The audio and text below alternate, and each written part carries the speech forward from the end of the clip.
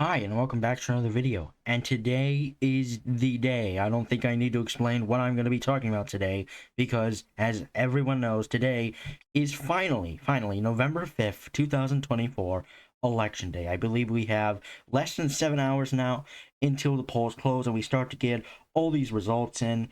So as of right now, I have the CNN map for the presidential race between Vice President Kamala Harris and former President Donald Trump. Yeah, we have all these will be filled in within hours of now, and we'll really start to see. This is going to be really interesting. Look at this. We have Arizona, Colorado, Florida, and of course we also, we'll have the House races, we'll have the governor races, we'll have the Senate races, president, the ballot measures, the exit polls, road to 270, all that interesting stuff like that. It's going to be very interesting to watch. I have a live stream set up. I've had a live stream set up over 5 days now, and that will be going live at around 7 p.m., just an hour before. Or actually, I do believe the polls do close around 7 p.m. are the first ones that close, either 7 o'clock or 7:30. But anyways, I'll be going live around that time, and you'll be able to watch with me the results coming in. So make sure you are notified for when that happens. But anyways, we are going to be looking at this map and how Kamala Harris or Donald Trump needs to win.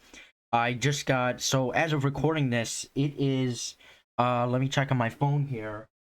It is right now over noon, so we are pushing noon here into election day. So within less than 7 hours, we are going to be getting the first results of the presidential election, the Senate elections, the House elections, and the governor elections, and several local elections. It's going to be very fun to watch. But yeah, we have on CNN the blank map for the presidential election. Of course, the states that Kamala Harris will be needing to win here. But anyways, these were the final polls on 2020. Or no, I'm sorry. These are the results. The 2020 presidential election results. You saw me show this many times. And when this election is over, and when we're talking about the midterms, I will use the 2024 results to talk about the midterms once we're getting the midterms here, and maybe the 2025 mayor elections, the governor elections. But anyways, we are at election day right now, so we're going to be talking about, the 2024 elections. So if we go to, oh, look at that, CNN results. I don't remember this mean. Okay, so this is 2024, I believe. Look at that, 2024. CNN results are up here.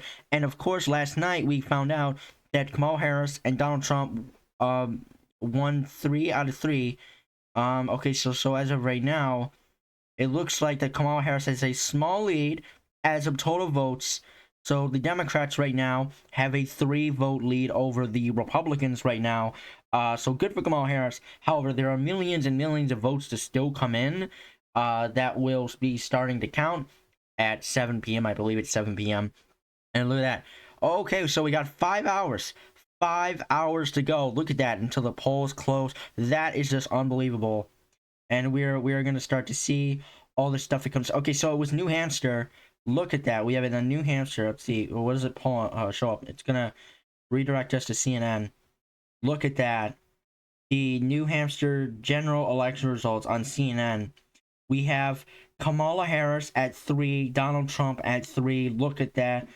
0 for Chase Oliver and 0 for Liz Chilstein. Obviously, as all the votes come in, there'll be thousands of thousands for each candidate. Even for these two, I predict they'll get a lot of votes as well. But especially Kamala Harris and Donald Trump, and obviously Kamala Harris will most likely easily win New Hampshire. And yeah, this will be very interesting to watch. So they got the CNN results up here, which will be very interesting. Polymarket, let's see what Polymarket has. So Polymarket, yeah, as expected, has Donald Trump winning the election, as they have been very favorable to Donald Trump, and they have been manipulated a lot. There are reports of that. Anyways, let's see what else we got here. So we have the polls. The 5:30 projection also has Donald Trump leading. However, it looks like that Kamala Harris, what I saw the other day, or I saw last night, is Kamala Harris took over the lead on the final Pennsylvania polling. Let me pull that up real quick. Pennsylvania polling. So here we go. Look at that. Barely a lead, but she overtook Donald Trump, who was leading. And now the final days here. She leads by under half a point, so she could win Pennsylvania by just that much. Probably not, but still unbelievable. So the fact that it's turning around for her is bad news for the Trump campaign, and it's really interesting. But still, you've heard me say it before. Leads as small, very very small leads like this do not matter when it comes to an election, and we are indeed on election day. The leads on this, she doesn't have it in the bag, not even close to having it in the bag. So it could easily just go the other way for Donald Trump. However, we're seeing reports as of a couple hours ago this morning that the Pennsylvania vote is going very bad for the Republicans. And yeah, it's going very bad for the Republicans here. And yeah, I don't think Donald Trump will be winning Pennsylvania at all. You know, the early voting's been very bad for him. And now that the election day vote looks like to be going bad for him. So I don't think Donald Trump will be winning Pennsylvania. And if he doesn't win Pennsylvania, he's not winning Michigan. He's not winning Wisconsin. Kamala Harris is already the president-elect, you know. So we're going to see how all this goes. You know, you all know that I have Donald Trump winning Georgia and Arizona, but Kamala Harris taking Pennsylvania, Michigan, and Wisconsin. So that will be very interesting to see what goes on. And we are going to be seeing here next several hours that when the results come in, it's going to be very interesting. Let's have a look at some of the popularity ratings. First, we'll do Donald Trump here. Oh my goodness, I almost accidentally closed my entire browser. Wouldn't have that been bad? I would have to pull everything back up. So anyways, look at that. Donald Trump, as of election day, he has a unpopular rating of 8 points. 8 points of the lead. Now, it's been much worse in the past. Look at that. In August 2023, he had a 16-point lead. And to the beginning of after he was no longer president of the United States, he had an 18-point lead. Obviously, since then, that has shrunk. He now has an 8-point lead, but he is still very unfavorable. Now let's look at Jesus. Where is Kamala Harris? Is Kamala Harris on here? There we go. There's Kamala Harris. All right, so now we look at Kamala Harris. Once this thing leads. Okay, so Kamala Harris is also unpopular. Clearly not as unpopular as Donald Trump.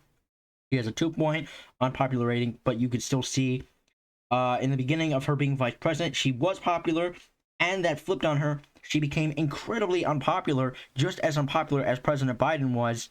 And you saw that just explode here.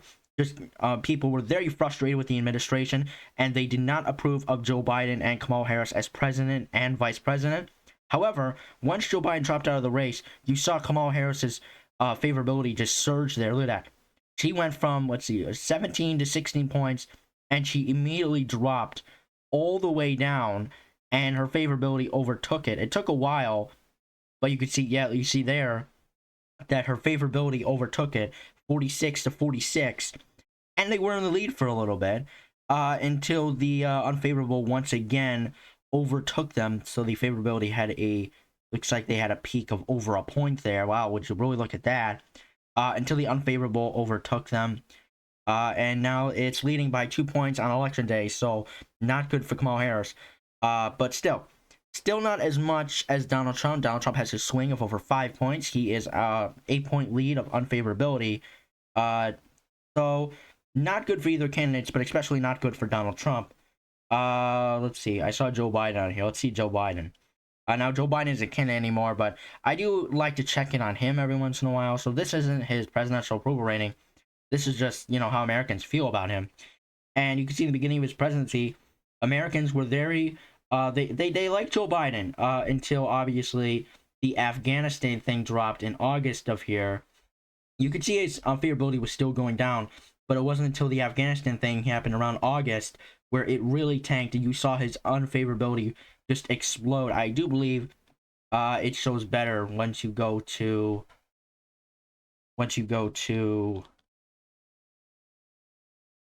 yeah, let me go to usually. Oh, I just saw it. Darn it, I just saw it. So it's right.